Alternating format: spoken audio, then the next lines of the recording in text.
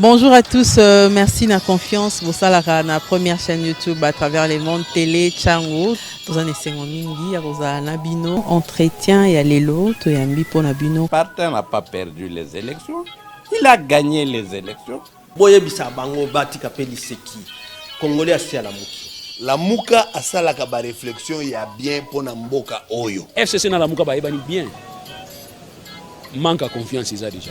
Il n'y a aucune coalition entre FCC et Nalamouka. Le fait que nous gardions jalousement les preuves que nous avons, c'est parce que nous avons un grand respect pour nos frères. Union sacrée. Le blocage au niveau de la CENI a un nom. Il s'appelle Monsieur Félix Tshilombo.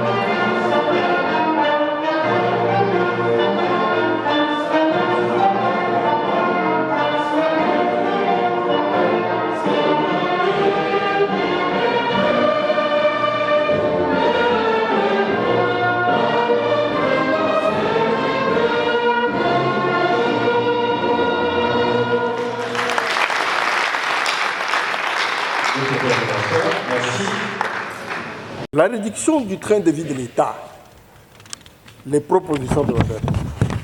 Je crois que l'étude comprend les éléments suivants. Je vais juste les résumer parce que c'est une étude de 20 pages. D'abord, je vais vous rappeler le contexte donc, de cette étude et avant de passer aux différentes propositions donc, que nous avons faites. Vous savez que la République démocratique du Congo, notre pays, son économie, toute sa société, la culture ambiante, fait que nous sommes un pays qui continue toujours à évoluer dans l'extraversion totale de tout. De tout. C'est-à-dire que pour avancer, nous avons toujours la main tendue vers l'extérieur. Les bailleurs de fonds, les partenaires extérieurs, etc. Mais ça, là, nous l'avons fait depuis 150 ans. C'est-à-dire quoi? Moi, je parle de Léopold II. Vous vous rappelez, les mains coupées, les sangs sur les lianes. Depuis ce temps-là de Léopold II, nous sommes toujours là, assis en train de regarder ce que les autres doivent faire pour que nous puissions nous développer. Malheureusement, nous avons repris ces mêmes idées en 1960, au moment où le pays devient indépendant. Ce qui va continuer, c'est la continuité toujours de dire « venez pour nous, venez nous aider, venez, etc. etc. » Et donc c'est là où nous disons que non, il faut changer de vision.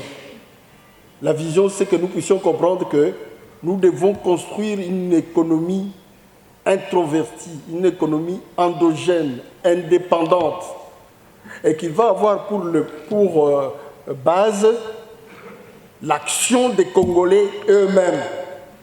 Comme je disais tout à l'heure, les Congolais comme base du développement, comme moteur, acteur et bénéficiaire de ce développement. Mais aujourd'hui, qui sont ces Congolais-là? Bien sûr, vous avez les paysans, vous avez les ouvriers, mais vous avez aussi l'élite intellectuelle, les professeurs d'université, de l'école secondaire, etc., primaire. Donc vous avez tous ces Congolais qui, chacun dans son domaine, fait en sorte que notre pays puisse aller de l'avant. Mais pour ça, il faut lui donner les moyens de le faire, les moyens d'agir au peuple congolais. Et c'est la raison pour laquelle nous avons considéré qu'on ne pourra jamais réussir cela que si on va dans des réformes vraiment courageuses. Des réformes courageuses. Et donc c'est ainsi que nous avons proposé cet axe-là, réduire les trains de vie de l'État. Pour y arriver, d'abord il y a la restructuration administrative. Vous savez qu'au moment où nous rendions public cette étude, notre gouvernement était à peu près à 54 ministres. Au moment où nous sommes en train de présenter cette étude, nous sommes à 58 ministres. Et à ce moment-là, nous avions proposé, dans notre réforme ici, de réformer l'administration de telle sorte que nous ne puissions avoir que 10 ministres. Pourquoi? D'abord, je voudrais vous donner la situation de la France. La France a au total 17 ministres, 6 ministres délégués et quelques secrétaires d'État. J'ai dit bien 17 ministres. Les produits intérieurs bruts de la France en 2022 étaient de 2300 milliards d'euros. Le budget de la France en 2022 était de 500 milliards d'euros. Le budget de la RDC en 2022, c'est à peine si on a atteint 11 milliards ou 12. D'accord? Et le PIB de la RDC, tel qu'il est prévu dans le budget, dans le programme du budget 2023, il sera aux alentours de 63 milliards de dollars. Alors vous voyez, 63 milliards, 58 ministres, et 2300 milliards de PIB, 17 ministres. Comment ils font pour quand même gérer le pays avec 17 ministres? Vous comprenez que, donc, si l'on veut, et dans la réduction donc, du train de vie de l'État, c'est-à-dire dans cette réforme administrative, nous n'avons pas dit qu'on va seulement réduire le nombre de ministres. Non. Notre problème, c'est de restructurer vraiment l'administration. De telle sorte que nous avons prévu donc, de réduire toutes les fonctions, les activités en rapport avec l'éducation et la formation à un seul ministère. C'est-à-dire ESU, EPST, tout ça, recherche scientifique, tout ça dans un seul ministère. Nous avons prévu de réduire dans les pôles économiques tout ce qui touche à l'économie. Je vais vous dire pourquoi. Et la même chose pour les pôles infrastructure et la santé. Ensuite, nous allons garder 6 ministères régaliens, donc santé, finances, budget, affaires étrangères, intérieur, environnement, etc. Donc, 6 ministères classiques, 4 pôles de développement qui regroupent le tout. Je dis ça pourquoi? Prenons le cas, par exemple, de notre industrie. Nous en sommes où avec notre développement industriel? Nous en sommes où avec notre développement du commerce, etc. Est-ce que l'activité, vous savez, nous sommes un pays où même le verre, ici pour boire, nous n'arrivons pas encore à fabriquer. Vous savez ça? Eh bien, même un verre. Alors, quel est ce degré d'activité industrielle qui peut faire que nous puissions avoir un ministère de l'industrie? Ça n'a pas de sens. Pourquoi faire? Tout un cabinet, avec un budget, etc. Quoi? Pour quelle industrie que nous avons? Pour faire être un ministère? Le commerce. Qu'est-ce que nous faisons dans le domaine commercial? À part l'exploitation des minéraux. Ça vaut la peine d'être un ministère? Vous comprenez qu'il y a beaucoup de choses à revoir, n'est-ce pas? Pour faire en sorte que, si demain, nous avons une force industrielle qui grandit, qui devient grande, qui a transformé notre secteur agricole, etc., et que nous disons non, maintenant ça vaut la peine de ne plus être une division du pôle économique, mais ça peut devenir un ministère même délégué. Je n'ai pas dit que ces pôles ne seront dirigés par... Non, non, ça sera des super ministres qui vont diriger ces pôles. Donc, celui qui a l'économie aura une vue sur l'industrie, il aura une vue sur le tourisme, il aura une vue sur... etc. N'est-ce pas? Sur les prix, tout cela. Mais qu'au maximum, qu'on ne dépasse pas 10 ministères. Parce que notre richesse, nos forces productives ne sont pas au niveau de supporter autant de charges. Et ce qui sera repris là-bas va aller où? à une redistribution juste, à mettre en place la justice distributive, n'est-ce pas? Voilà. Donc voilà pour la réforme administrative. Ensuite, les réformes des institutions. Là, nous avons proposé, entre autres, par exemple, la réduction du train de vie au niveau de la présidence de la République. 17 collèges de conseillers. Et pour faire quoi? Nous avons dit non, là, on va limiter à 6 collèges qui correspondent d'abord au pôle économique, à l'environnement et au ministère, comment dirais-je, au ministère régalien. 6 collèges, n'est-ce pas? Même chose pour au niveau du gouvernement. Au niveau du gouvernement, nous avons proposé également une réduction vraiment totale donc de tous les collèges de conseillers là-bas, etc., y compris même, vous verrez, les salaires. Par exemple, nous avons proposé un salaire maximal pour le Premier ministre de $6 000, 5 000 pour... je sais que ça peut vous faire rire, mais vous savez combien touche le président burkinabé? $2 000 par mois. Le Premier ministre a $1 500. Je vous donne l'exemple. Et vérifiez. Le président du Burkina Faso a $2 000 par mois. Et le jeune capitaine qui est maintenant président a même renoncé à son salaire. Il a dit, je vais commencer à toucher mon salaire de capitaine dans l'armée. Et donc, voilà. Moi, j'étais à Bujumbura il y a quelques années. À l'époque, le président qui était Ndaï, comment il s'appelait, son salaire était de $1 000 par mois. Et les députés touchaient 2 500. Mais pour revenir au Burkina Faso, ce que nous avons fait comme proposition, c'est par exemple pour les députés. Au Burkina Faso, les députés ne sont pas payés. Ils n'ont pas de salaire. Ils ont imité le modèle chinois. Vous comprenez? Ces gens ne sont payés que pour les commissions parlementaires ou les travaux qu'ils doivent faire, etc. Et si nous voulons changer la classe politique dans ce pays, il faudra qu'on en arrive là. Parce que ceci va attirer les meilleurs, n'est-ce pas? Ça va attirer les meilleurs, ceux qui veulent vraiment servir la nation. Mais $21 000 par mois. Souvent, vous regardez l'image dans l'Assemblée, non? Ils dorment comme ça. Ils sont en train de dormir. À la fin, ils ont $21 000. Nous disons non. Nous disons qu'il faut... Non. Non.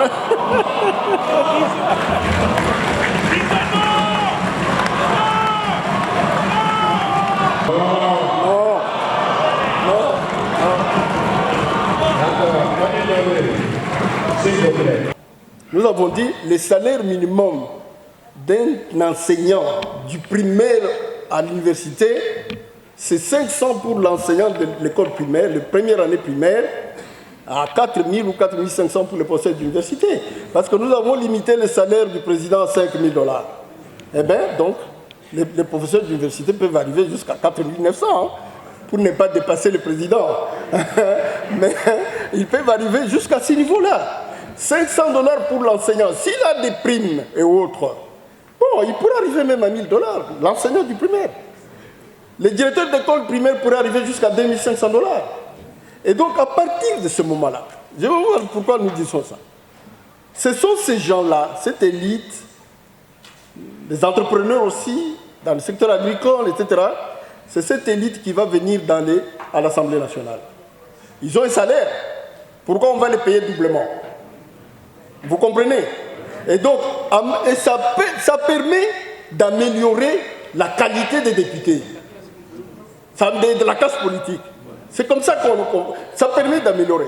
Mais toutes ces économies-là doivent servir justement à mettre à l'aise les forces productives, les fonctionnaires, n'est-ce pas? Les ouvriers, de créer des banques pour le développement agricole, le développement industriel, de mettre réellement les moyens à la disposition de notre développement. Les militaires, les policiers également.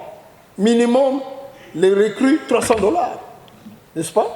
Jusqu'aux généraux. Mais les militaires ont cet avantage d'avoir aussi accès à des cantines, qu'on leur donne, parce que leur salaire s'appelle solde, n'est-ce pas? Voilà. Mais en plus de ça, on leur donne des avantages qui leur permettent les transports gratuits, la gratuité bien sûr de l'enseignement pour les enfants, etc., etc. Parce que les sacrifices qu'ils font pour le pays, n'est-ce pas, méritent sacrifice de tout le monde, à commencer par ceux qui sont à la tête du pays, qui dirigent. Donc voilà un peu comment nous sommes allés. Nous sommes allés aussi plus loin avec la diplomatie, les représentations diplomatiques. Pourquoi est-ce que nous devons avoir 40, 50 ambassades? Ils font quoi? Nous avons proposé de regrouper les représentations diplomatiques par région. Nous pouvons avoir un ambassadeur à Paris. Et il faut couvrir toute l'Union européenne. Ils font quoi là-bas? Ils font quoi pour gagner tout cet argent-là? Non. Cet argent doit être servi ici, à vous, aux ouvriers qui sont dans les usines, aux moniteurs agricoles qui sont dans les campagnes là-bas pour le développement agricole. Une seule ambassade à Paris pour couvrir l'Union européenne nous suffit. Une seule ambassade en Afrique de l'Ouest à Abidjan ou à Dakar pour couvrir l'Afrique de l'Ouest nous suffit. Une seule ambassade pour l'Afrique de l'Est, pour l'Afrique du Sud. Si on arrive avec une dizaine d'ambassades, on aura réduit drastiquement les gaspillages qu'on est en train de faire aujourd'hui. Depuis Mobutu, hein, c'est depuis Mobutu qu'on garde cette façon-là de voir les choses. Vous savez, lorsque vous voulez transformer une économie, rappelez-vous, pour ceux qui étaient plus âgés, lorsque la Chine, l'Union soviétique s'est créée, lorsque le communisme a pris donc de l'ampleur, comment est-ce qu'ils ont construit leur économie? Ils voulaient tourner le dos à quoi? Au capitalisme, non? Eh bien, ils ont construit une économie, une administration, une diplomatie en fonction de leur nouvelle vision des choses. Nous, c'est ce dont nous avons besoin. J'aime bien quand notre président parle du peuple d'abord. Oui, mais concrètement, c'est quoi? C'est ce que je suis en train de vous dire. C'est ça le peuple d'abord. Alors si vous voulez vraiment le peuple d'abord, appliquez ces réformes. Appliquez ces réformes.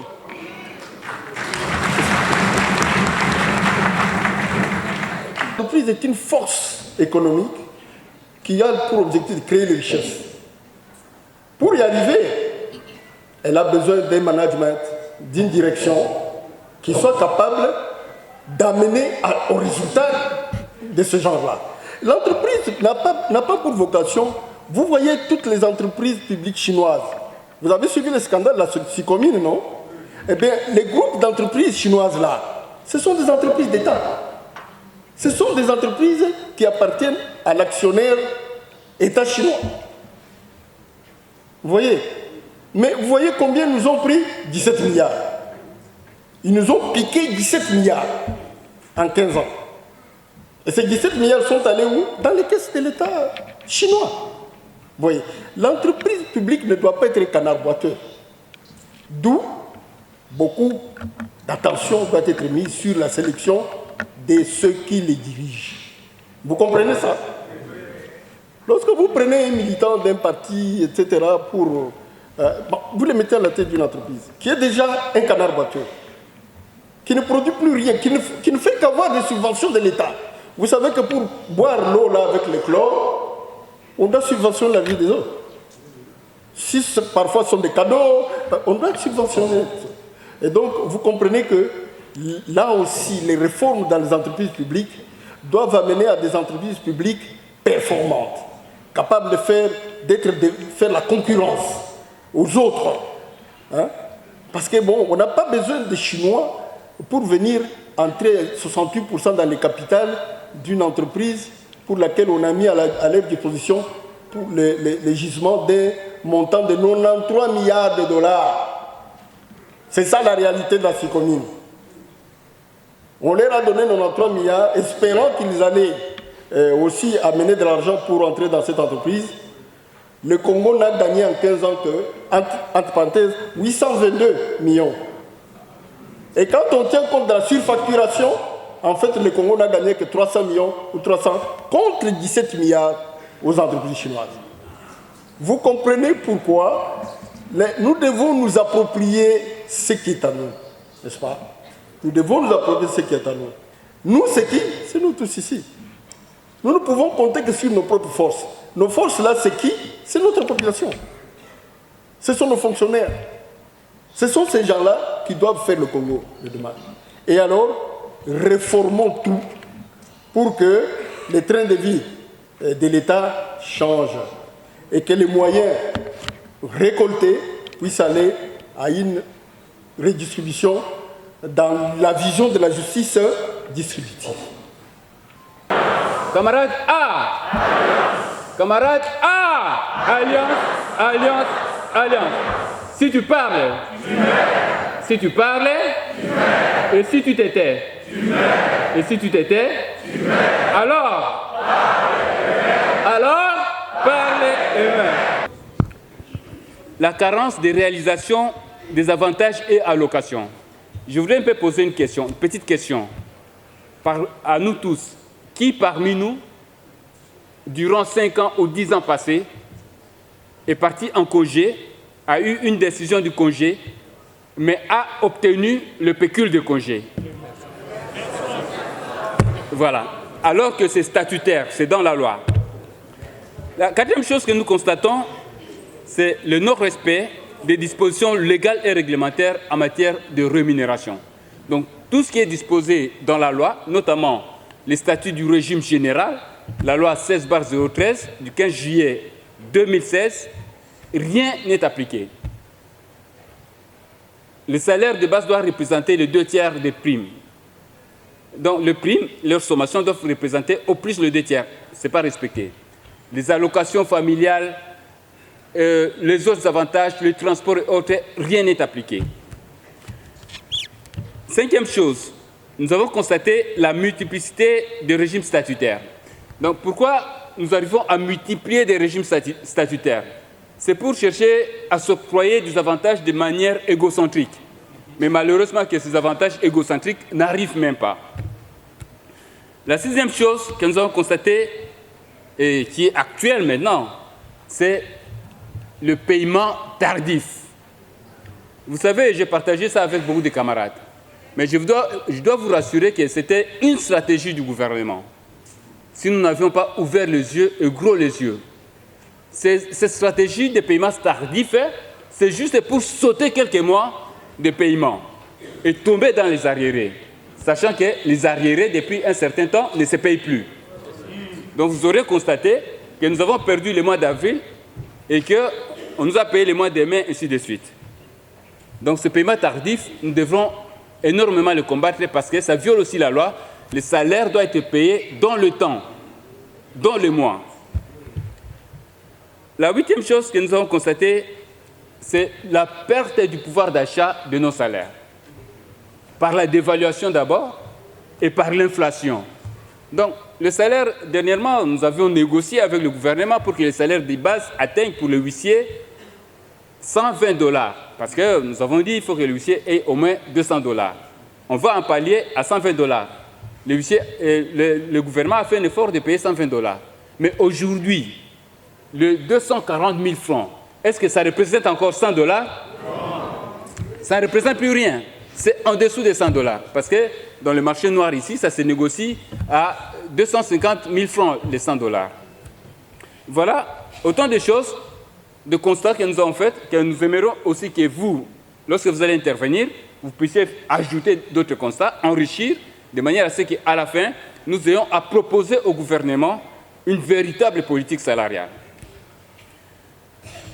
Maintenant, la grande question est de savoir, existe-t-il un cadre juridique sur la politique salariale? Nous disons oui, il y a des principes qui sont énoncés par nos lois.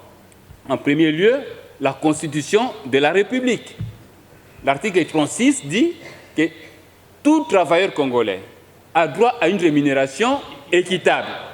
Mais est-ce qu'il y a de l'équité? Non. Il n'y a pas d'équité. Donc nous ne voulons pas citer les salaires des gens, mais moi je connais qu'il y a des gens qui touchent $200 000. Je pense que nos confrères de l'EPST l'ont dénoncé. Voilà, ils sont dans la salle. Et il y a des gens qui touchent à peine $100. Donc c'est vraiment le manque d'équité, et pourtant c'est constitutionnel. Maintenant, nous devrons nous demander qui viole la Constitution. en cette matière. Il y a d'autres principes qui sont énoncés par la loi portant statut des agents des carrières services publics de l'État sur les rémunérations. Donc, le premier, dans l'article 46, qui dit « La rémunération des agents est constituée du traitement et des primes. Elle est payée par mois, donc dans les mois. » C'est pourquoi ils sont en train de violer cet article par rapport au paiement tardif. L'article 48 dit ceci. La prime est le complément pécuniaire du traitement initial majoré des augmentations annuelles. Est-ce que nous avons des augmentations annuelles? Et pourtant, la loi dit que chaque année, lorsque vous avez été un agent, vous avez été coté très bien, vous avez été coté excellent, vous avez été coté bien, vous avez droit à 3% d'augmentation de votre salaire. Nous avons des anciens parmi nous, peut-être, qui ont fait 30 ans. J'aimerais leur poser la question. Est-ce qu'une seule année, vous avez eu ne fût-ce que 3% d'augmentation? De violation en violation. L'article 49 dit ceci. Les barèmes du traitement et les taux de primes sont fixés par décret du Premier ministre, délibéré en Conseil du ministre, sur proposition conjointe des ministres ayant la fonction publique, le budget et les finances dans leurs attributions. Est-ce qu'aujourd'hui, nous pouvons dire que nous avons un règlement d'administration portant barème des agents publics de l'État? Ça n'existait pas. Mais comment est-ce qu'on nous paye? Parce qu'on devrait nous payer en fonction de ce règlement d'administration. Le dernier règlement d'administration que moi je connais date de 1993. C'est l'ordonnance loi 036 du chef de l'État à l'époque Mobutu. L'article 50 dit ceci. Les modalités de liquidation, de retenue et de saisie éventuelle de la rémunération sont fixées par décret du Premier ministre délibéré en Conseil des ministres sur proposition du ministre ayant la fonction publique dans ses attributions. Nous avons des retenues, n'est-ce pas? Des retenues SENSAC, retenues hyper, mais il y a un décret qui fixe ces retenues. Il n'y en a pas, ça n'existait pas. Il n'y a pas un décret. Donc, ce sont des retenues qui sont faites en dehors de la loi. C'est la raison pour laquelle nous avons combattu le 15% qui était fixé comme hyper. Dieu merci que le gouvernement a compris, il a réduit à 3%. Mais nous disons, les 3% doivent demeurer, parce que la tendance aujourd'hui de vouloir augmenter l'hyper avec nos maudites salaires, je pense que ce serait en tout cas pas bon. Nous devrons combattre cette tendance. Vous voyez, tout ça, c'est le statut de l'agent public de l'État. Par contre, je ne serai pas long sur le Code du travail. Le Code du travail dit plein de choses encore. Je vais me résumer. Ce dont j'ai parlé au début, à travail égal, salaire égal. C'est dans le Code du travail. C'est l'article 86 du Code du travail. Donc c'est la loi 16-010 du 15 juillet 2016, portant Code du travail. Et dans le Code du travail, les travailleurs doivent s'entendre avec l'employeur pour fixer leur salaire. Dans le Code du travail, l'État, qui est la troisième partie, doit fixer ce que nous appelons les salaires minimum interprofessionnels garantis. Et je remercie le professeur Mouteba, avec qui nous travaillons déjà depuis 2015 sur la transparence des finances publiques, parce que dans ses études, il a compris que l'agent de l'État, le travailleur, doit au minimum avoir un salaire de base de $300. Ça veut dire $10 par jour. Et je me rappelle, les amis qui sont avec nous, en 2015, 2014, quand nous étions à la place triomphale, lors de la journée du 1er mai, nous avions mis une grande pancarte pour exiger au gouvernement de payer au minimum $10 aux huissiers. Mais malheureusement, jusqu'à ce jour, c'est chose qui n'est pas faite. Voilà, en dehors de SMIG, il y a la possibilité pour différentes corporations, par rapport à la pénibilité de leur travail, en raison du risque de leur travail, de solliciter aussi les salaires minimum professionnels garantis. Mes frères, l'objectif pour nous aujourd'hui, c'est de pouvoir élaborer un avant-projet de loi ou un avant-projet de loi, parce que l'avant-projet de loi est élaboré par le gouvernement, ou le projet de loi est élaboré par le gouvernement. Nous pouvons élaborer un avant-projet de loi de manière alternative à soumettre au gouvernement, de manière à ce que notre gouvernement parvienne à avoir une politique salariale bien définie, bien déterminée, qui puisse octroyer à tous les travailleurs, que vous soyez agent public de l'État, que vous soyez dans le secteur privé, que vous ayez un bon salaire. Dans l'objectif que tous les travailleurs au Congo soient bien payés. Parce que quand vous payez aux députés 21 000 $, vous payez aux huissiers moins de 100 $. Est-ce que vous êtes conscient dans votre âme? C'est non hygiénique. C'est criminel. C'est de l'apartheid. Et nous disons à cela non. Nous disons à cela non.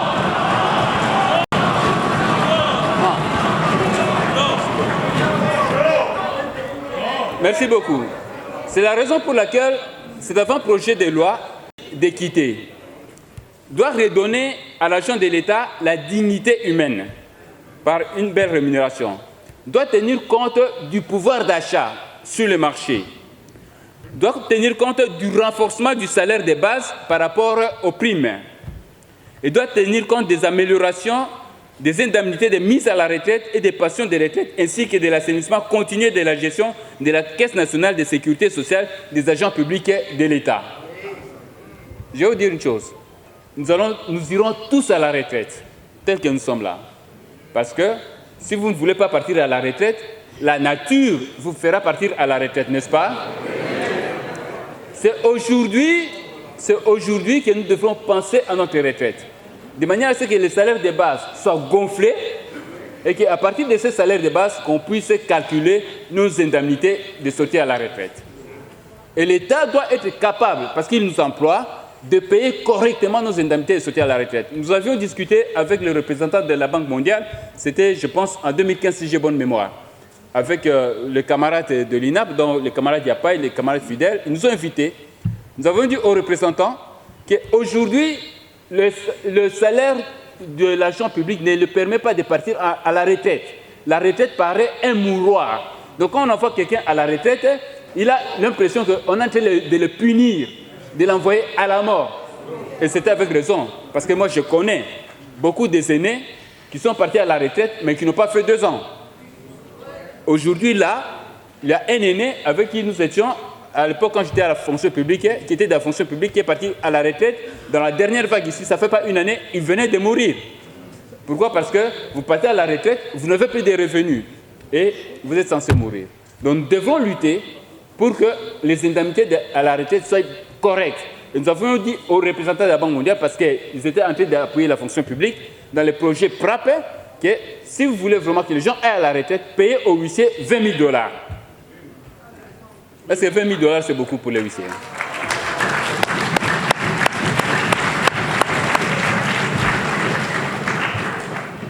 Parce que quand il va à la retraite, ne fût-ce qu'il peut avoir les moyens de se payer un terrain. Il peut avoir les moyens de se payer, de se faire une petite boutique, de se faire un petit champ et de continuer à vivre. Je vais vous prendre, mes frères. Nous avons été au Cameroun. Les Camerounais sont pressés à partir à la retraite, déjà à partir de 45 ans. Parce que dès qu'il part à la retraite, il a de bonnes indemnités de sortir à la retraite. Et quand il est parti à la retraite, ils ont un fonds de retraite. Sur ce fonds de retraite, il peut emprunter 200 000 $, 300 000 $, il part faire pratiquement sa ferme ou son entreprise. C'est organisé comme ça. Mais c'est un pays voisin. Pourquoi pas chez nous? Voilà, mes frères, c'est un peu là ce que nous voulons pour notre pays, et c'est pour le bien de notre pays. Et c'est là aussi, c'est pour le bien de notre État. Parce que c'est cyclique. La consommation et la production sont cycliques. Plus il y a la consommation, plus ça finance la production par le marché, les débouchés sur le marché. Parce que si nous n'avons pas de revenus, comment les entreprises vont-elles vendre? Nous devrons avoir de très bons revenus pour que nous ayons la capacité d'acheter sur le marché et que les entreprises aient les moyens d'évacuer leur production et par ricochet de produire. C'est pourquoi nous estimons qu'une bonne politique salariale, de bonnes rémunérations, permettra à notre pays et à nos entreprises d'être productifs, d'améliorer leur rentabilité et d'améliorer le rendement dans le travail. Nous avons proposé pratiquement un barème. Ce barème que nous le proposons à 2 étapes. Un barème à moyen terme et un barème à long terme. Le barème à moyen terme, nous l'avons proposé pour le huissier, salaire de base $300, avec une tension de 1 à 10. Ça veut dire pour le secrétaire général, $3000 par mois. Et les autres catégories sont dans la fourchette. Et le gouvernement peut bien l'appliquer en ayant 3 ans, en l'étalant pendant 3 ans. Le deuxième barème que nous proposons, celui-là, il est à long terme. Pour le barème à long terme, nous avons proposé qu'on paye au huissier $600 et qu'on paye au secrétaire général $6000. Évidemment, dans l'armée, la police, le médecin, le magistrat et autres, les équivalences des grades, tout en respectant ces équivalences des grades. Et nous nous sommes posé la question de savoir, par rapport au principe de la soutenabilité financière du budget, est-ce que cela est faisable avec nos budgets? Nous avons remarqué que oui, cela est faisable. Cela est faisable parce que nos budgets, il y a beaucoup de gaspillage. Plein des agents fictifs, des agents que vous ne connaissez pas, l'argent reste en banque, nous ne savons pas qu'est-ce que les banques font avec cet argent. Mais nous avons compris qu'il y a une complicité. S'il y a des reliquats en banque que nous ne voyons pas, c'est qu'il y a une complicité quelque part. En dehors des fictifs, nous avons des cadres organiques qui ne sont pas respectés. Il faut falloir bien prévoir en fonction des effectifs organiques. En dehors de ça, il y a la corruption que nous combattons. Il y a le vol, surtout le vol. Ces derniers temps, qui n'a pas entendu du vol des deniers publics? Nous sommes même effarés.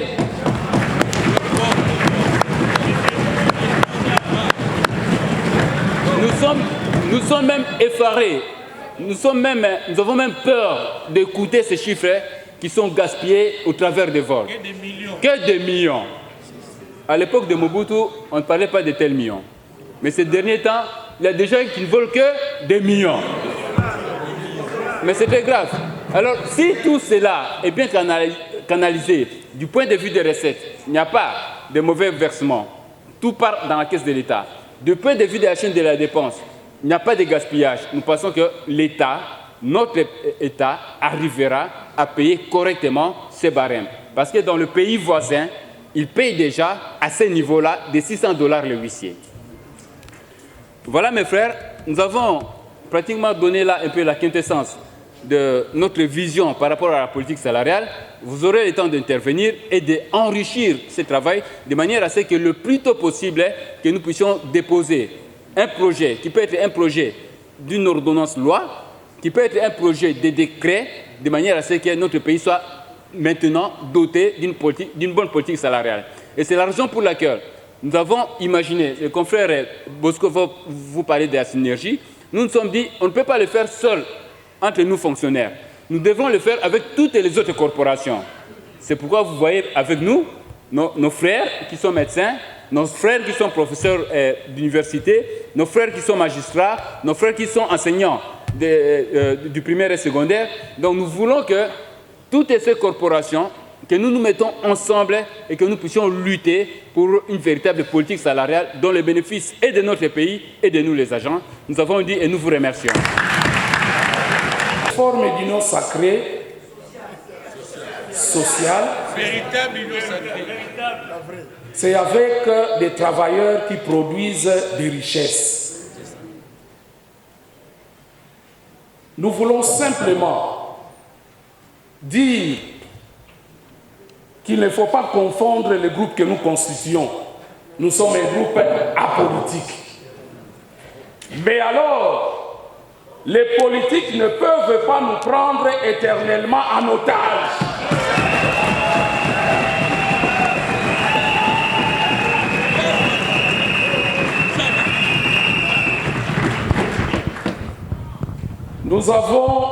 Nous disons grand merci au professeur président de l'APIPEN, l'association des professeurs de l'UPEN. Il est en même temps président de RAPICO.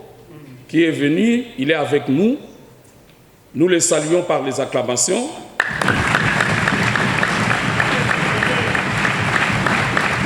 Nous disons grand merci aux camarades de la société civile, en commençant par le professeur Florimond Mouteba de l'ODEP, et nous avons également Madame Félicité Tanga de Kofevi. Nous les saluons. Nous saluons les camarades Joseph Kibangula, qui représente les infirmiers. Nous les saluons chaleureusement.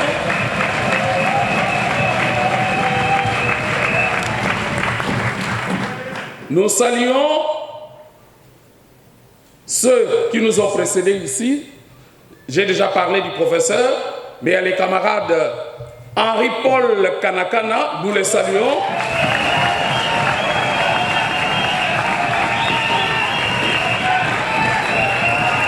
Henri-Paul Kanakana représente les agents et fonctionnaires de l'État.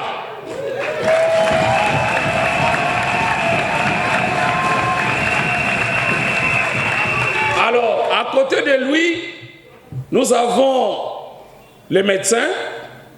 Vous savez que pour faire cette messe, il était important que nous puissions aller vers les valeurs. Nous allons avoir aussi notre charte, pourquoi pas. Cette charte ne prendra part à cette charte que des syndicats, des organisations syndicales et sociales qui portent des valeurs. Et voilà pourquoi nous saluons nos amis médecins qui sont avec nous, du SINAMED. Nous avons les camarades Fabien, Nzoku. Nous avons les camarades Patrick Boloko. Saluons par les acclamations.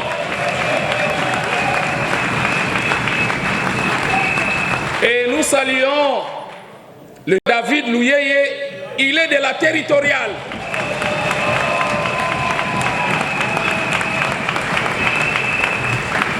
Voilà la force des travailleurs que nous constituons. La voix d'Ikitsakala nous avait légué. Nous ne pouvons pas déshonorer sa mémoire. Nous devrons continuer à penser à lui parce que nous avons combattu. Évidemment, il y en a d'autres. Pourquoi la nécessité de la mise en place d'une synergie? Depuis plusieurs années de lutte pour l'amélioration des conditions de vie et de travail des travailleurs congolais, plus particulièrement des agents et fonctionnaires de l'État, on se rend compte que les syndicats sont fragilisés par le pouvoir politique au détriment de la masse laborieuse.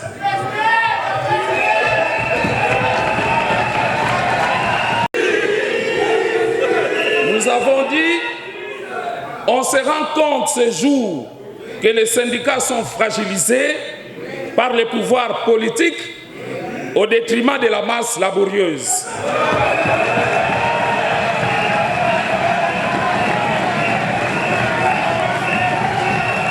Les constats sont alarmants. Il y a une dame qu'on avait retraitée qui nous disait « Mais moi, je suis déjà mort. Est-ce que je vais craindre la putréfaction ?» Alors, quel est le constat ou quels sont les constats de la part du gouvernement? Le gouvernement n'entretient plus un dialogue social crédible et responsable. Il signe des protocoles d'accord qu'il ne respecte pas. Il désigne les syndicats avec lesquels il négocie lors des négociations paritaires.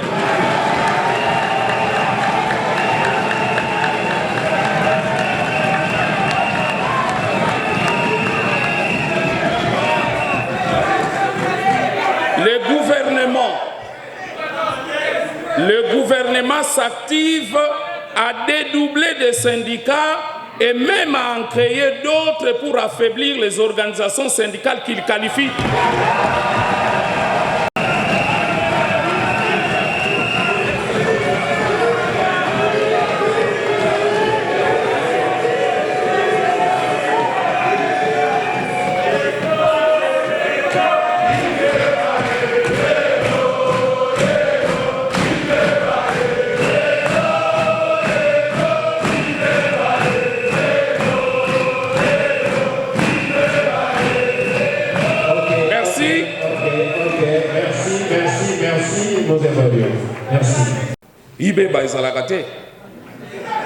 Nous savons comment nous nous battons avec les armes légales. On vous a parlé du Code du travail, on vous a parlé de la Constitution, on vous a parlé des statuts. Voilà les armes qui nous permettent à pouvoir nous battre vis-à-vis de l'employeur. Un combat légal, tout simplement.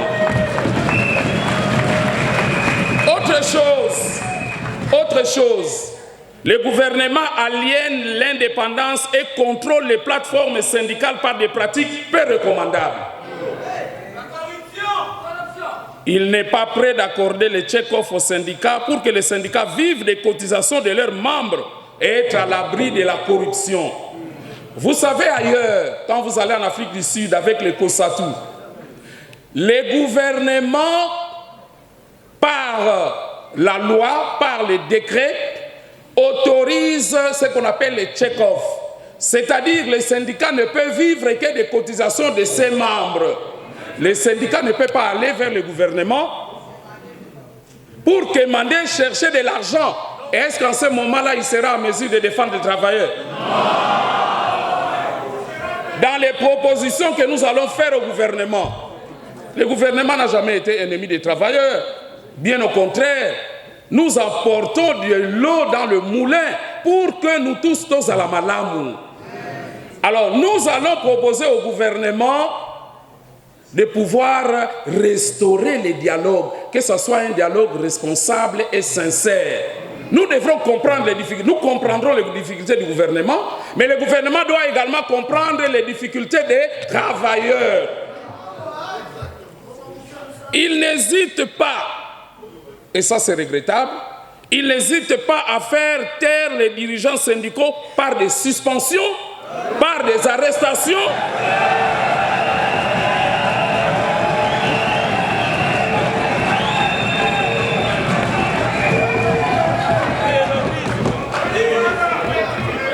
Je dois terminer cette phrase. Le gouvernement n'hésite pas à faire taire les dirigeants syndicaux par des suspensions, des arrestations, des brimades, des emprisonnements en violation des lois qu'il a ratifiées. Vous savez, pour fonctionner, nous avons la Constitution, mais nous avons la Convention 087. Lorsqu'on nous arrête et que les préposés ou l'inspecteur nous demande « Mais pourquoi vous faites ça ?»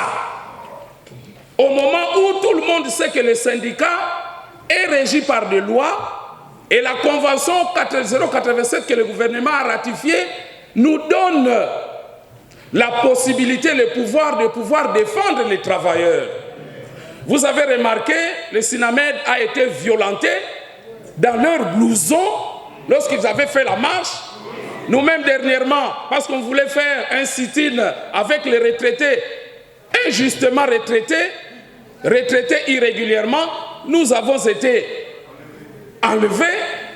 Je pense qu'il est temps que nous puissions dire à notre gouvernement que les syndicats ne sont pas des ennemis.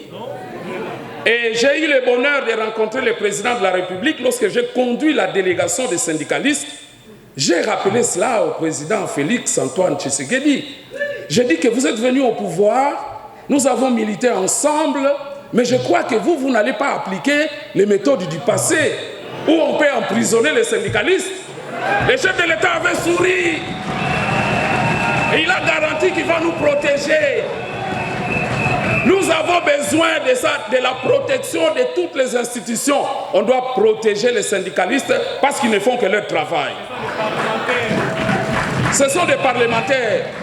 Ils défendent la cause des travailleurs. Nous avons été vexés en commençant cette réunion, une instruction qui viendrait de quelque part pour nous interdire même avoir accès à la salle. Nous sommes des organisations privées et nous avons payé l'argent. Si cette recommandation vient du VPM, ça serait vraiment regrettable. Et je crois que le bureau va quand même protester parce que nous sommes dans notre pays, nous respectons la loi.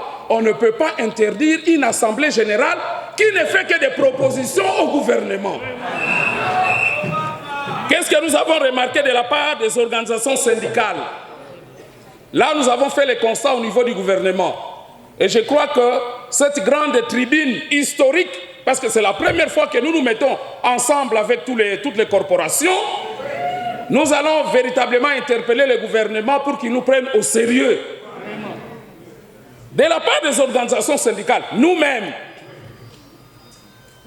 ou nos collègues, on assiste fort malheureusement à l'émergence du syndicalisme d'affaires, où les dirigeants syndicaux sacrifient les travailleurs au profit des intérêts égoïstes.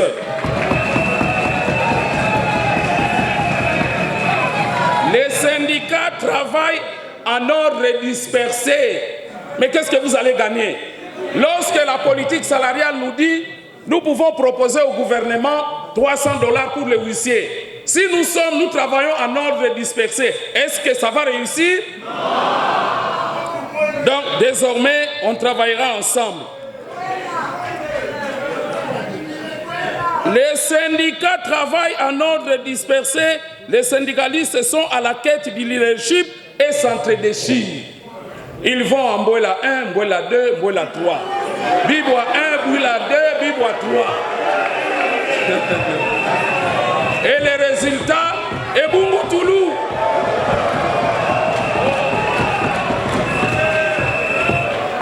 On assiste à l'insuffisance des formations syndicales. C'est comme dans les partis politiques. Regardez quand ils marchent, ils cassent tout.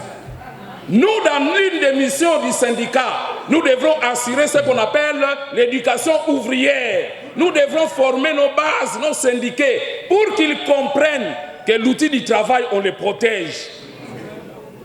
Que l'argent, lorsque vous avez collecté, vous devrez amener dans les trésors publics. Ne participez pas au vol. Nous avons également constaté que les syndicats sont devenus, il y a émergence d'un leadership syndical faible, corrompu et intéressé. 3 adjectifs, un leadership faible, corrompu et intéressé. Mais si vous êtes dans la corruption, est-ce que l'employeur aura peur de vous? Est-ce que lorsqu'il signe les protocoles d'accord, est-ce qu'il va l'exécuter? Rappelez-vous de l'accord de Mboudi 2004. En ce moment-là, on était encore peut-être jeunes, je dirais. En 2004, on avait encore plus d'énergie. Nous sommes allés partout. Accord de Mboudi, on a vu Zaïd Ngoma. Accord de Mboudi, $208 pour le huissier, $2080 pour le secrétaire général. Et ils ont signé avec toutes les autorités qui sont encore au pouvoir aujourd'hui, notamment son Excellence Jean-Pierre Bemba. Ils ont signé l'accord de Mboudi. Nous l'avons, mais ça n'a pas eu d'application qui pourra permettre aux agents de se retrouver. Et il y a d'autres protocoles d'accord qui se chevauchent. Après tel protocole, il y a un autre et un autre. Mais il n'y a pas d'application. C'est parce que les organisations syndicales sont effectivement faibles, corrompues et intéressées. Vous allez à Biboua, à la fin, vous avez $1500. Et on vous coffre là-bas, vous mangez, vous buvez. Il y a un ministre qui nous disait, vous allez discuter, il dit non, Bango, mais ma Bango na Biboua, Kanga Bango, on a 3 mois. On regarde, mais vous avez des syndicalistes qui continuent à faire ces jeux-là. Est-ce que nous devrons continuer à tolérer cela?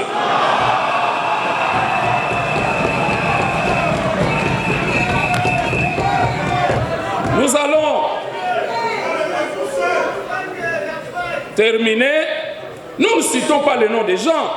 De la part des agents, travailleurs, vous-même, tels que vous êtes là, les affiliés sont souvent démotivés et prennent peur de participer aux activités syndicales par crainte de subir la répression de l'employeur. Parce qu'aujourd'hui, à l'EPST par exemple,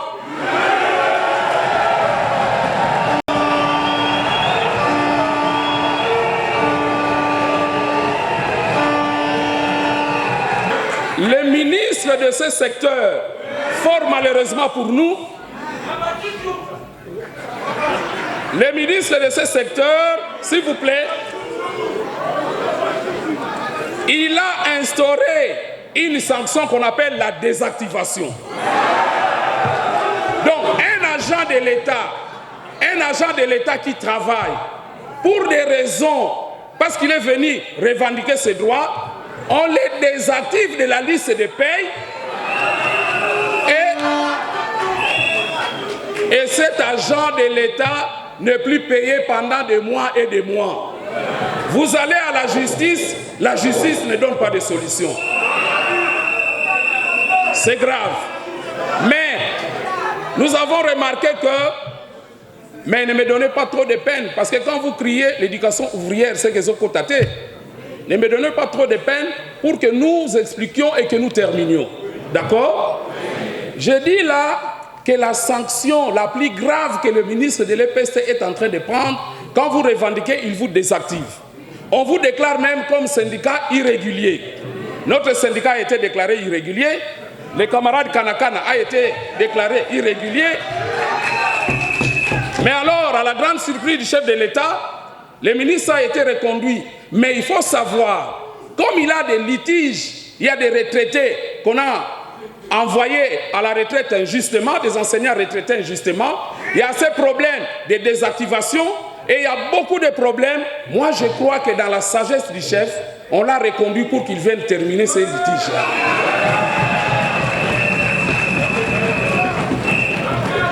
Alors, nous nous sommes mis ensemble pour mettre en place une synergie des organisations syndicales et sociales qui va restaurer l'âme syndicale et qui doit placer les travailleurs au centre de l'action syndicale.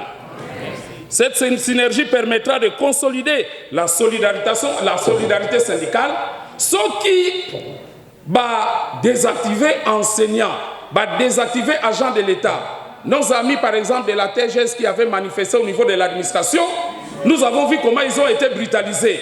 Mais en ce moment-là, quand nous constatons qu'il y a une violation, nous tous, nous nous mettons ensemble dans la solidarité syndicale pour repousser la mesure. Nous sommes retrouvés ensemble. Il y a des corporations qui viennent un peu en hésitant, mais vous comprenez que ça va aller parce que les professeurs d'université, je crois que le professeur de Rapico est là, quand ils vont en grève, l'année passée, ils ont fait 3 mois. Ils n'ont pas eu gain de cause.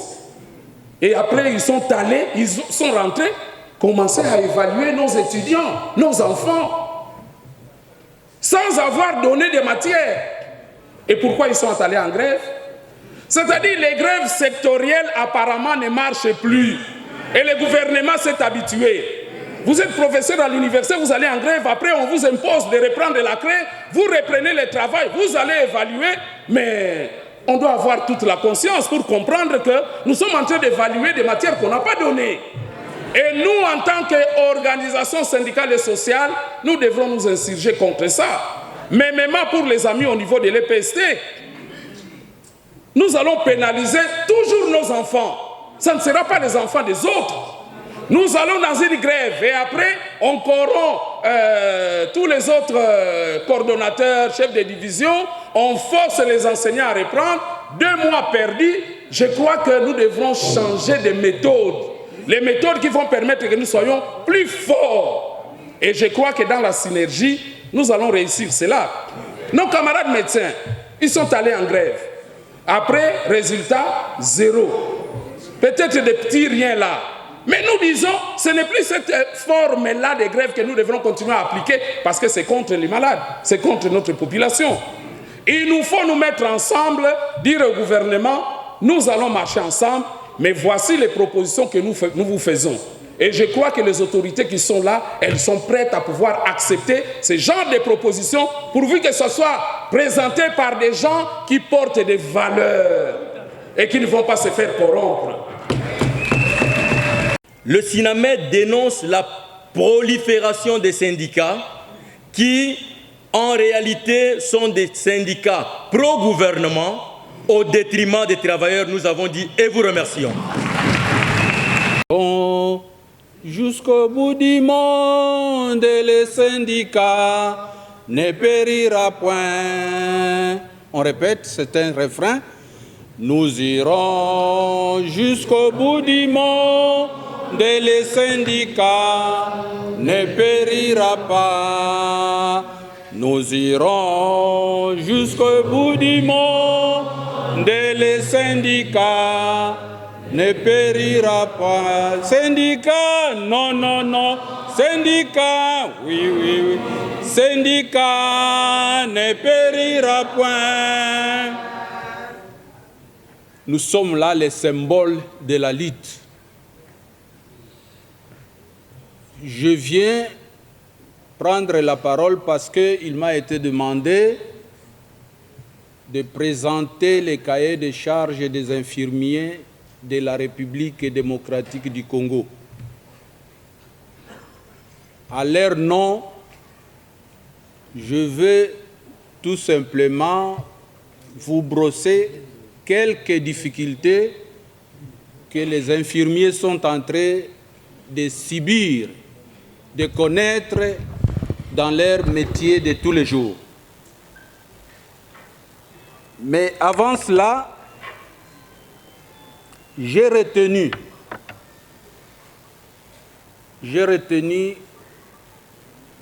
4 mots qui m'ont marqué lors des différentes interventions des camarades qui m'ont précédé.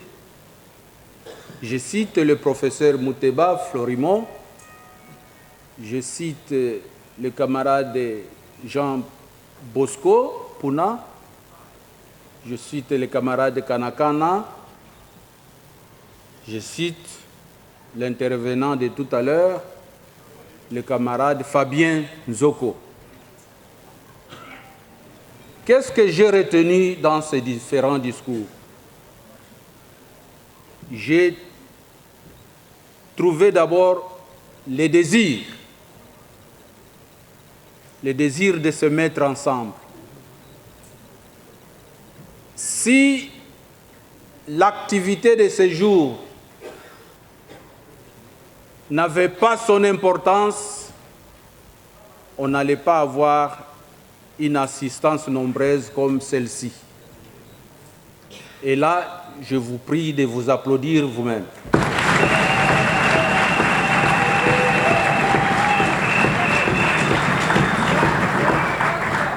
Le deuxième élément que j'ai retenu, c'est le taux de détermination. Et le camarade Jean Bosco Puna était très explicatif dans cette affaire-là parce que avant cette assemblée, on a voulu avoir des petits couacs pour nous empêcher de tenir cette assemblée ici. Et voilà, à cause de cette autodétermination, nous sommes présents et nombreux dans la salle. La troisième chose que j'ai retenue, c'est l'action. Un syndicat qui n'a pas d'action, c'est un syndicat mort.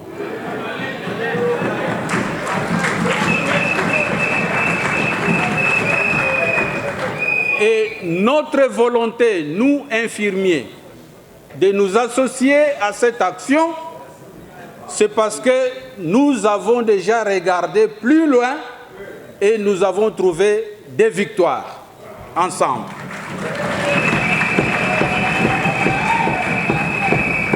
Les derniers mots que j'ai retenus, ce sont des valeurs. Nous sommes des travailleurs de l'administration publique, bien sûr, mais nous sommes des intellectuels et chaque corporation a ses valeurs qu'il doit aménager. Alors, après ces 4 points, je me suis posé la question, parce que je l'ai entendu de la bouche des camarades de Jean Bosco, des faiblesses. Allons-nous accepter que nous sommes faibles? Parce que si je peux vous dire quelque chose, tout ce que nous vivons, tout ce que nous faisons, tout ce que nous imaginons, semble-t-il que ce sont des faiblesses. le gouvernement est faible, les syndicats sont faibles, les promesses sont faibles. Imaginez la suite.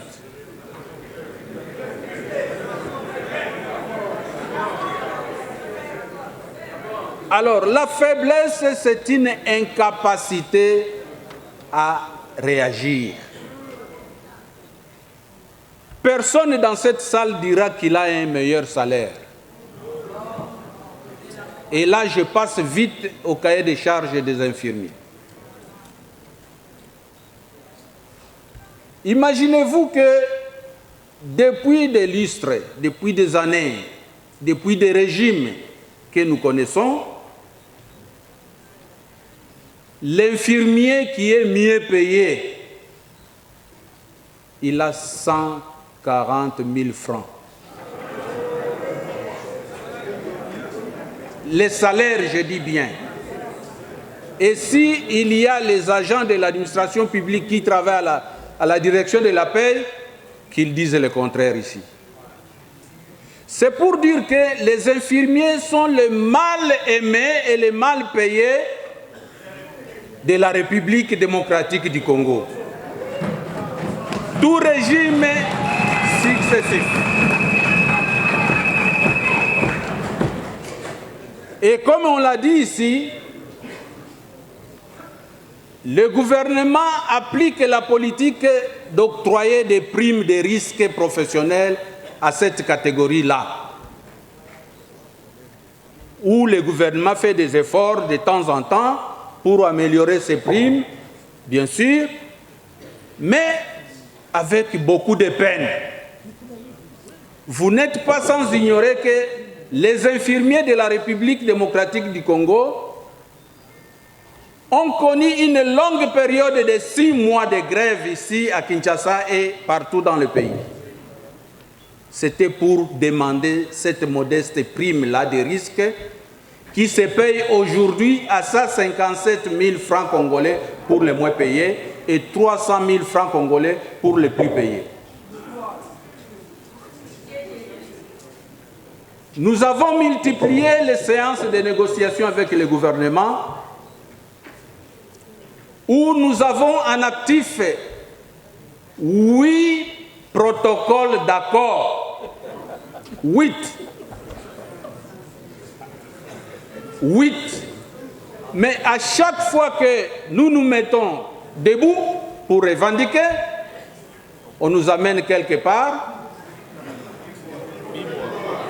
Bibois, nous discutons, nous sortons avec des avenants au protocole, mais qui ne s'exécutent pas. Et aujourd'hui, il y a un avenant au protocole d'accord qui est sur la table et nous attendons son application au trimestre 2 ici, parce que c'était ça l'accord. Mais au cas où le gouvernement n'arrivait pas à respecter son engagement, qu'allons-nous faire? La synergie des syndicats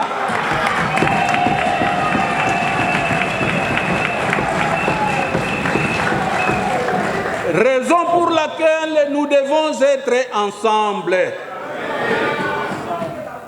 Et ceux qui veulent nous mettre des bâtons dans les roues, ils ne réussiront jamais.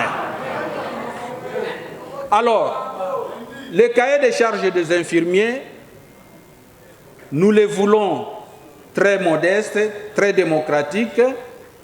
Les prédécesseurs ont déjà expliqué. Mais un cahier de charges, c'est un document qui exprime les besoins d'une communauté comme la nôtre. Et nous avons compris qu'il faut changer la façon de voir les choses.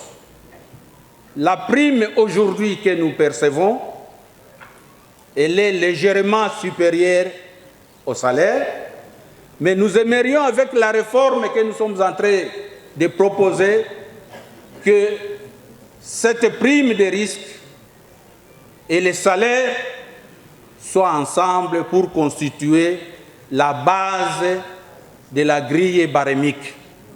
et que les primes trouvent leur explication dans ce que le camarade Kanakana a dit, on va calculer, il y a des moyens, il y a des méthodes pour les faire.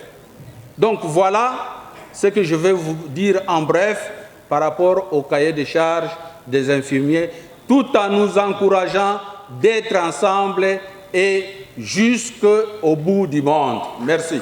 On a été créé et venu dans ce monde pour souffrir, non. Parce que même le Créateur qui a créé ces créatures, il a un plan merveilleux pour tout un chacun de nous. Et personne ne peut venir dans ce monde pour brimer les autres. Et nous devons dire non. Non alors non à la brimade, non à l'esclavagisme, non alors non. Nous n'avons pas étudié pour rien. Nous avons étudié, bien sûr, pour développer notre environnement, pour nous réjouir aussi de ce que Dieu nous a donné dans ce monde. Et nous devons nous mettre ensemble pour gagner ensemble. Et j'ai été très émerveillée par le discours ou la prestance du professeur Floribert. Et je me dis, un tel discours, je pense, ça doit aller jusque dans les fins fonds de nos villages, pour que même la personne qui est là dans le village puisse s'approprier de ce discours et puisse être aussi un facteur de développement dans le village là où il est et dire non, alors non aux injustices sociales. Nous devons nous mettre debout pour dire non à la corruption, non à l'injustice. Nous avons droit à bien vivre. Le gouvernement, le message que je lui donne, c'est que le syndicat, ce sont des partenaires sociaux, ce sont des lanceurs d'alerte. Parce que nous savons que une fois qu'on est au pouvoir, on s'enlivre du pouvoir et on oublie tout. Et voilà pourquoi est-ce que les partenaires sociaux, tels que les syndicats, des lanceurs d'alerte, doivent exister pour faire aussi certaines pressions, pour réveiller le gouvernement. On n'est pas contre le pouvoir, on n'est pas contre les dirigeants, mais chacun dans son rôle doit faire ce qui est bien pour tout le monde. Parce que tout le monde doit gagner. On ne doit pas avoir une société des très riches et des très pauvres, non. On doit avoir une société là où on a une classe moyenne, grande, où chacun dans son travail peut bénéficier du fruit de son travail. On a droit à une bonne santé, on a droit à une bonne éducation, on a droit à bien vivre. Alors on ne doit pas accepter que certaines personnes viennent et dominent les autres et les autres deviennent comme leurs esclaves. Et à la fin, on ira dans les villages, on passera partout pour avoir des voix. Mais vous allez avoir des voix des gens qui sont si pauvres que vous brimez. Non. Non. Nous disons non. Voilà pourquoi je félicite la synergie et d'une manière responsable, intelligente, nous devons nous mettre ensemble pour avoir gain de cause et faire voir au gouvernement que nous devons dialoguer. Et je félicitais l'approche du ministre à la Santé qui disait son approche, c'est une approche comme chez les Allemands. On n'attend pas que les crises viennent, non. On se met ensemble, on dialogue et on avance avec des solutions. Et ça, c'est une voie à féliciter et nous disons qu'ils doivent le faire. Parce qu'il ne faut pas seulement avoir des discours, mais il faut être pragmatique, il faut actionner les choses pour que tout le monde puisse en bénéficier. Donc, nous saluons la synergie, restons ensemble pour gagner ensemble. Et le gouvernement doit savoir que les partenaires sociaux ne sont pas leurs ennemis. Merci. Voilà ma préoccupation. Je suggère seulement à l'Auguste équipe qu'il nous fasse de support pour divulguer, pour vulgariser ce message. C'est mieux, pour que le message arrive même dans des fins fonds des villages. Voilà un peu ma suggestion. J'ai dit et je vous remercie. Étant donné que nous sommes des syndicalistes, on est également des légalistes. Je suis dans l'article 16 de la Constitution. La Constitution de la RDC dit ceci. La personne humaine est sacrée. L'État a l'obligation de la respecter et de la protéger. Vous venez de suivre différentes interventions. Je me dis que l'homme congolais le fonctionnaire congolais, le travailleur congolais ne pas respecté. La thématique, effectivement, est afférente à la réduction de train de vie de l'État. Mais je me dis, je me suis donné la peine de calculer les détournements de l'année 2022. Ça me donne le chiffre de 2 milliards 723 518 142 dollars américains. Mais je dis ceci. Je me suis donné le travail de calculer tous les détournements de l'année 2022. Ça me donne le chiffre de 2 milliards 723 518 142 dollars américains. Mais comment, avec une telle somme, nous pouvons avoir jusqu'à ce jour des non-payés, des enseignants mal payés, des travailleurs mal payés, des fonctionnaires mal payés? Je me dis, et je me résigne, que ce n'est pas une question de politique, mais c'est une question de la mauvaise foi de nos gestionnaires. Et en tant qu'un syndicaliste engagé et une personne qui maîtrise mieux l'historique du mouvement syndical, on nous a appris ceci. Le mouvement syndical a commencé par l'interdiction des rencontres, de causeries et de réclamations. Et après cela, il est arrivé à un moment donné où il y avait la contrainte. C'est ce que nous vivons aujourd'hui. Peut-être le président Kanakana l'a oublié, j'étais avec lui à Gémi, au camp Le Fungula. C'est moi qui avais son porte-monnaie, son téléphone. J'étais avec lui. Donc, chers camarades syndicalistes, comprenons ceci, que nous sommes à la période des contraintes. Et l'histoire enseigne que, après avoir été interdit, il y avait des contraintes et en fin de compte, il y avait ce qu'on appelait la libération. Et je vous dis, comme les chrétiens ont un esprit saint, qu'on appelle le Saint-Esprit, ou dans ma langue on en parle de PV à Longo, moi je l'ai dit, aujourd'hui il est temps, avec cette énergie, effectivement je me dis, on doit être revêtu d'un esprit syndical. Ça veut dire, si on arrête l'un de nous, nous tous on est là. Merci beaucoup. Ces rassemblements aussi importants que significatifs. Aujourd'hui, on peut maintenant parler de la société civile. Parce que là, nous avons toutes les composantes. Nous avons la communauté scientifique représentée par les professeurs des universités. Nous avons les syndicats. Nous avons les ONG. Et aujourd'hui, il est important que les gouvernements prennent ça au sérieux. Parce que, dit-on, chaque chose a son temps. Vous êtes sans ignorer que nous sommes longtemps restés dans l'esclavagisme mental. On ne pouvait pas bénéficier des efforts de notre travail. Nous sommes restés sous l'emprise de la pauvreté. Et aujourd'hui, quand vous regardez un fonctionnaire, c'est un minable.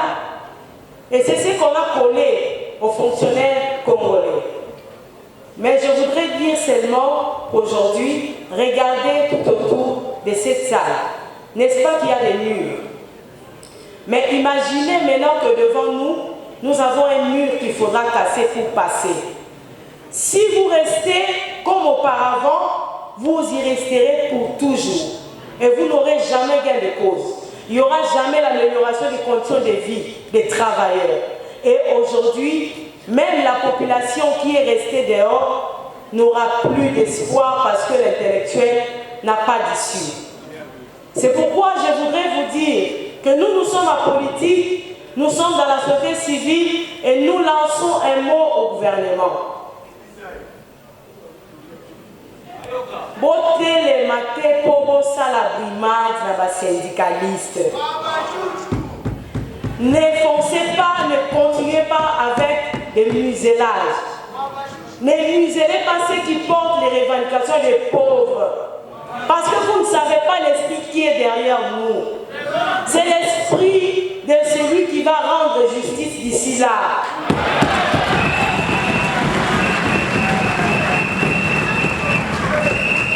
Imaginez tous les détournements qui se font au niveau gouvernemental et imaginez la vie misérable qu'a les fonctionnaires. Aujourd'hui, vous avez rendu attrayant la politique et vous avez appauvri le travail. Tout le monde converge vers la politique et personne ne tient compte du travail ou améliorer le travail. Aujourd'hui, la profession de l'enseignant est devenue évitable parce que là-bas c'est trop pauvre. Aujourd'hui, tous qui travaillent à la fonction publique sont pauvres et minables et tous veulent placer une candidature pour être... Voilà là où nous avançons. Et puisque les enseignants aujourd'hui n'ont pas de matière, sachez-le que devant ici, même les avocats n'auront plus de matière. Dès lors que vous allez maintenir les autres dans cet état d'injustice, relevons nos têtes, comme l'a dit notre hymne national, ne restons plus comme avant, avançons pour reconquérir nos droits. J'ai dit. Je tiens d'abord à vous remercier tous pour votre présence. En principe, aujourd'hui, il était question que nous puissions débattre entre EPST, s'il vous plaît. Parce qu'il y a des problèmes à l'interne, on allait profiter de cette occasion pour parler rien que EPST sur les problèmes qui touchent notre secteur. Parce que nous avons de sérieux problèmes à l'interne. Raison pour laquelle, moi qui vous parlons, je suis déjà indexé à plusieurs reprises comme l'homme de la Mouka.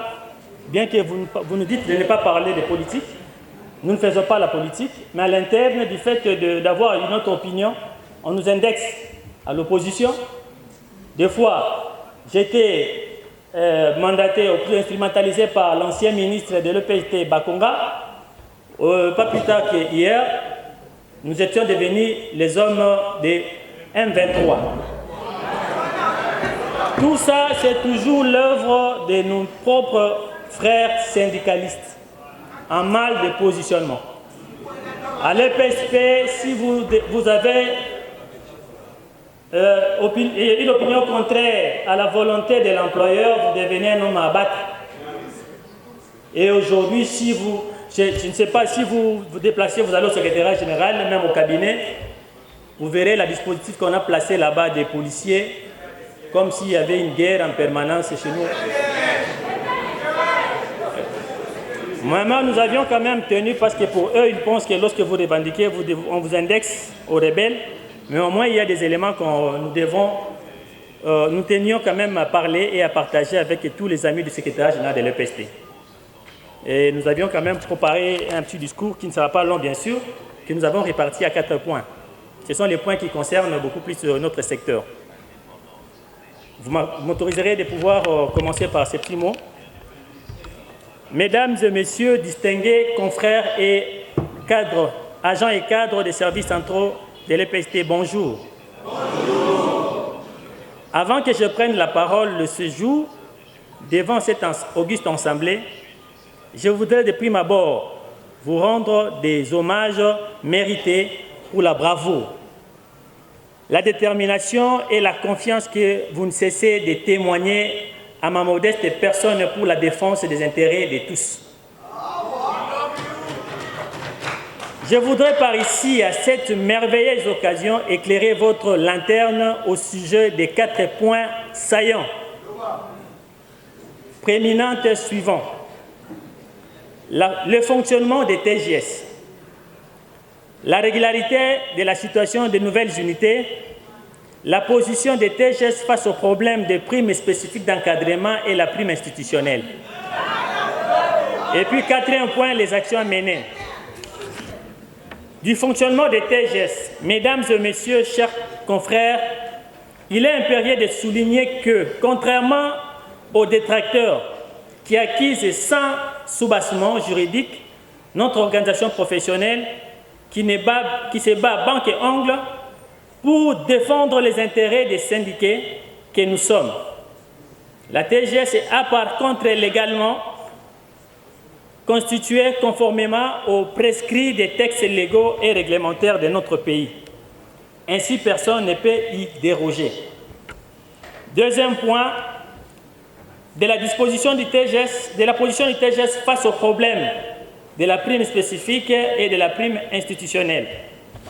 Il est important de retenir que la prime qui fait couler l'encre et salive a été instituée par les ministres sortants de l'EPST, suivant l'arrêté ministériel mine EPST CAB Mineta bar 0632 bar 2020 du 24 novembre 2020, après le contrôle de l'IGF, et ne concernait que 2813 agents et cadres.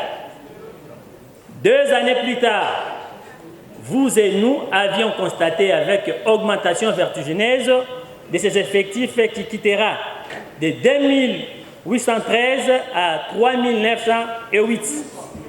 Quel gâchis! Devant cette énigme, nous avions écrit au ministre pour qu'un contrôle sérieux et sans complaisance se fasse.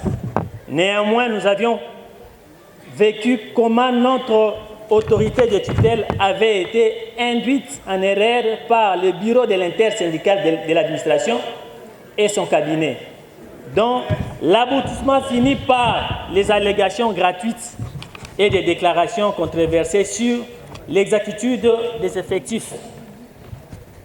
Voilà pourquoi, pour faire plaisir à certaines personnes, sans toutefois se référer aux prescrits des dispositions des textes légaux et réglementaires en la matière, le secrétaire général a pris une décision illégale par la lettre numéro MIN-EPSP, secrétaire général DPE 105-0099-2022, interdisant les activités de notre syndicat de peur qu'ils ne défendent plus les droits inaliénables et imprescriptibles des agents et cadres que nous sommes.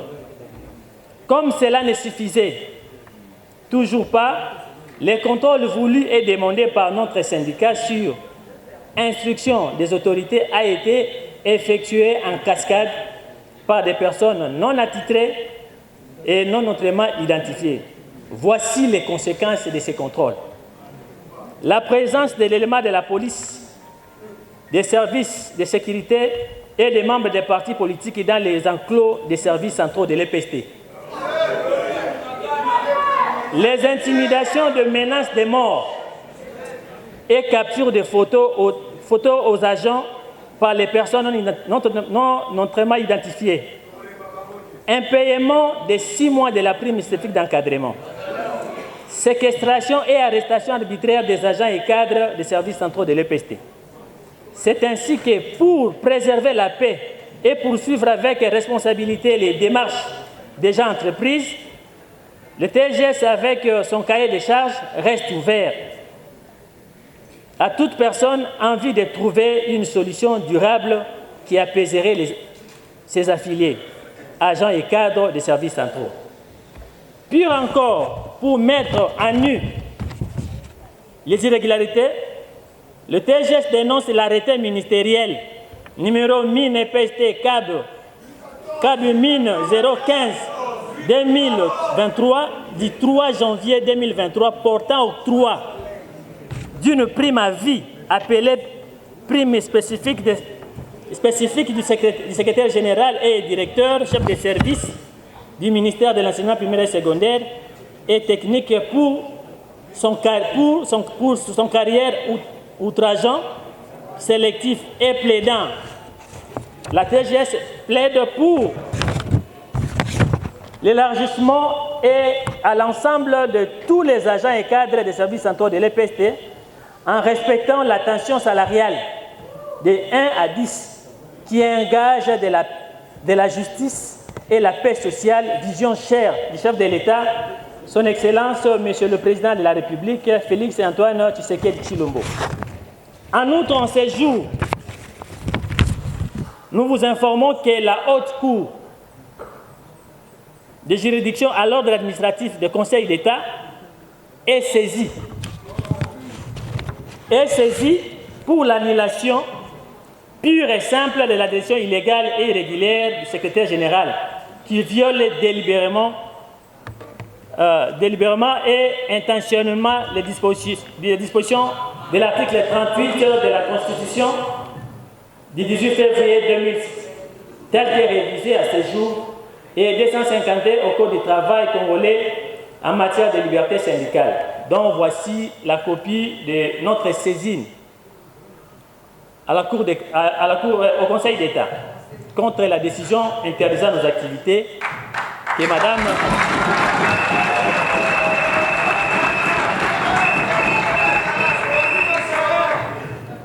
Quant à la prime institutionnelle, je tiens à vous informer que jusqu'à ce jour, le réagissement ne sera pas possible pour le deuxième trimestre, faute d'obtenir les contreseins du budget.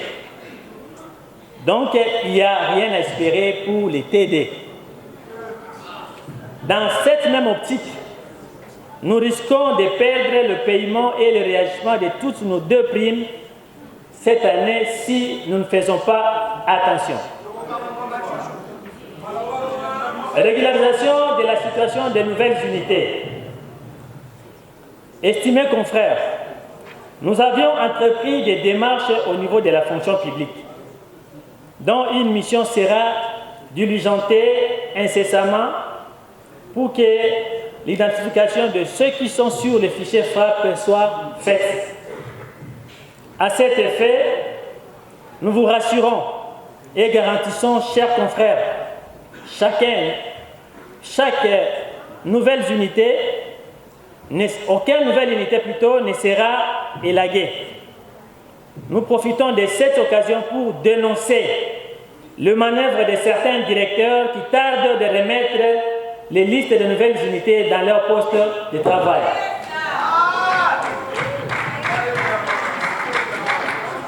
Quant au quatrième point, les actions à mener. Au cas où toutes les démarches entreprises ne trouvent pas gain de cause, toutes les voies légales seront utilisées. Pour clore mon propos, je tiens à vous informer que TGS aujourd'hui fait face à tous les syndicats du secteur de l'EPST.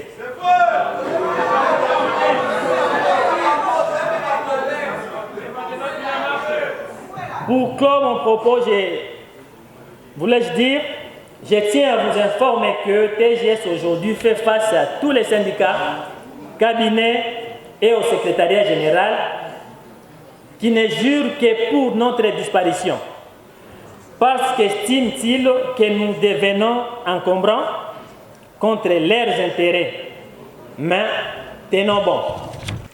La synergie des organisations syndicales et sociales de la République démocratique du Congo s'est réunie ce vendredi 14 avril 2023 dans la salle des congrès du ministère des Affaires étrangères en assemblée générale de différentes corporations des agents de carrière des services publics de l'État, à savoir les enseignants, les infirmiers, les médecins, les fonctionnaires de l'État des différents ministères, les inspecteurs d'État de l'EPST, les magistrats, les agents de la territoriale, les ONG du développement et de la société civile pour examiner les questions relatives aux conditions de vie et de travail des agents de carrière des services publics de l'État.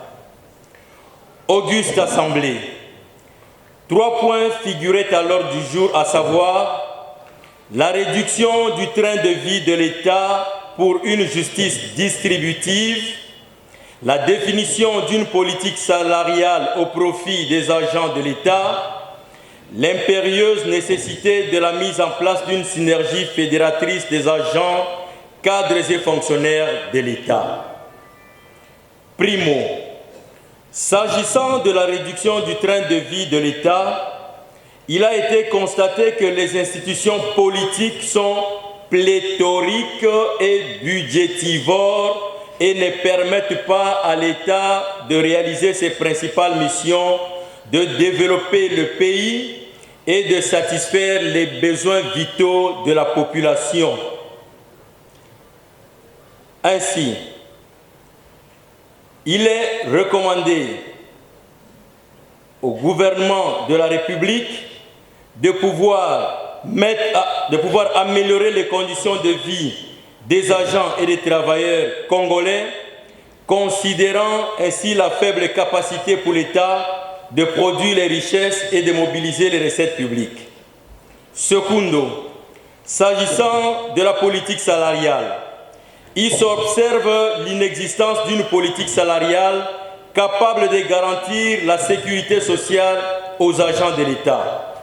Les agents, cadres et fonctionnaires de l'État réunis en Assemblée générale ont déploré les recrutements abusifs en violation des cadres organiques reconnus, la création de structures parallèles et budgétivores, les inégalités dans le versement des salaires et primes, la tendance à valoriser le paiement des primes en lieu et place des salaires, le non-respect de la tension salariale, le manque de maîtrise des effectifs des agents de l'État, la persistance des agents de nouvelles unités, autrement appelés journaliers de la République, l'existence dans le budget de l'État de frais spéciaux d'intervention et des frais secrets de recherche, le retard dans le paiement des salaires et primes, l'application présumée et non justifiée du budget au mois de juillet.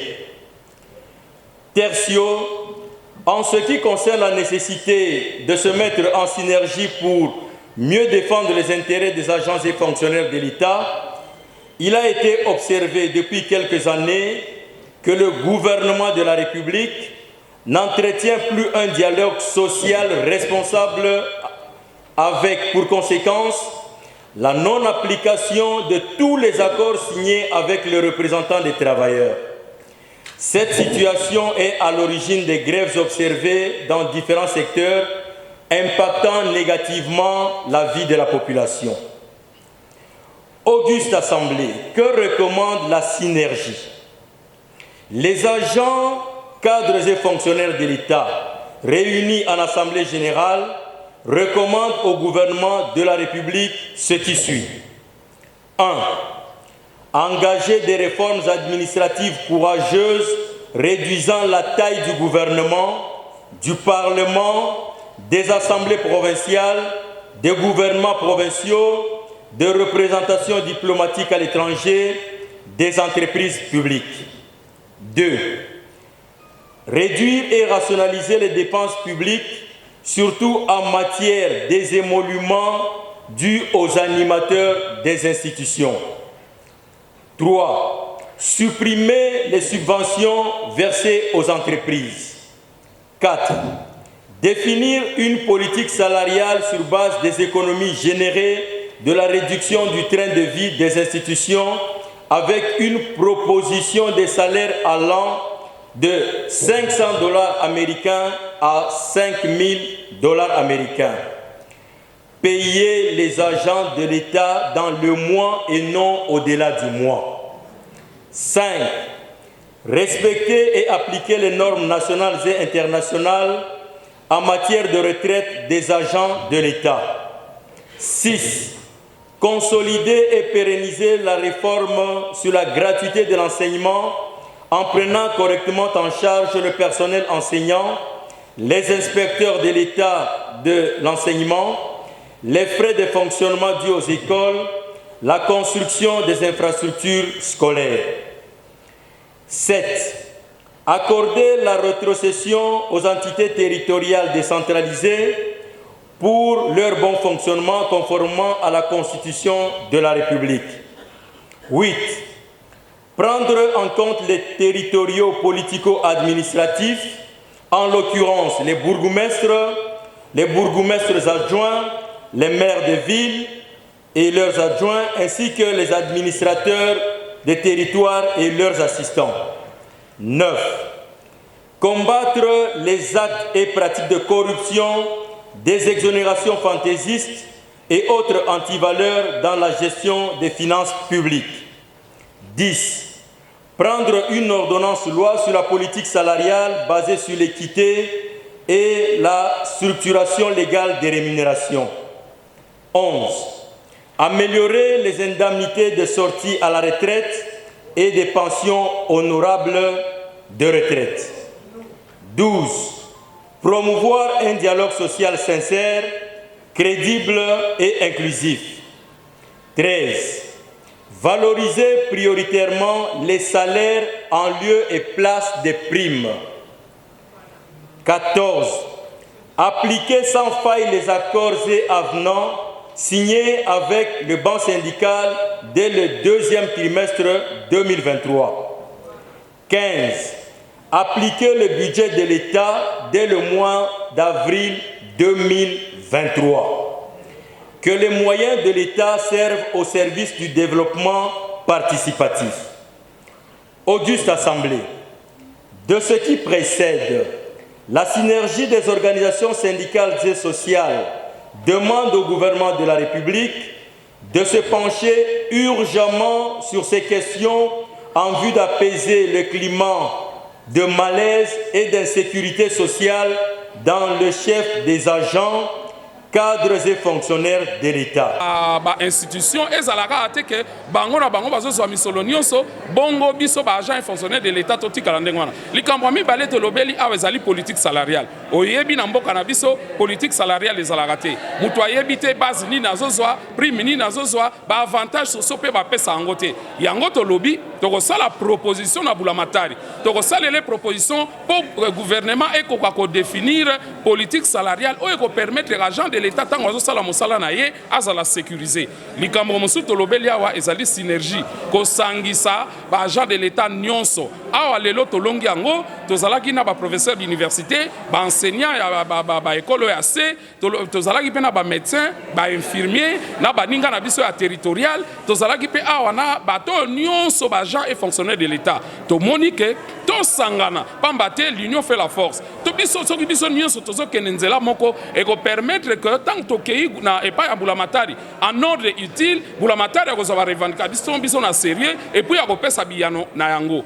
tolobeli pe makambo ezali que bazali ko désactiver bato pamba moto azala kosala musala po akenda ko manifester ba désactiver ye batie pembeni azako zwa su misolo te tolobeli pe makambo oyo ba retraité oyo ba enseignant par exemple ba retraité illégalement bazozwa eloko moko te ti lelo ba pesi bango eloko moko te makambo nyonso wana tolobeli yango bongo na mikolo ezali kolanda toko tinda cahier de charge auprès ya gouvernement po ba pesa biyano na makambo nyonso wana ba agent de l'État ba sepeli to sala na kata bomoko union sacrée na biso yangoyo mais ya basali pour permettre que gouvernement akoka ko améliorer la situation ya ba agent et fonctionnaire de l'État ce qui a réduit le train de vie na ye to sala ba économie pour ko permettre que moto na mosala zali ko sala akoka ko se retrouver ezala na ba salaire ezala na ba prime kasi mama likambo pe to lobby prime ekokai koleka salaire te esengeli babongisa salaire pamba te salaire yango ko permettre que agent de l'État akende na retraite tokoliki ake makambo nyonso wana ntango ekokoma na mesa ya Bulamatari akoka kosalela yango mpona ntina ya ba agent et fonctionnaire de l'État na ye.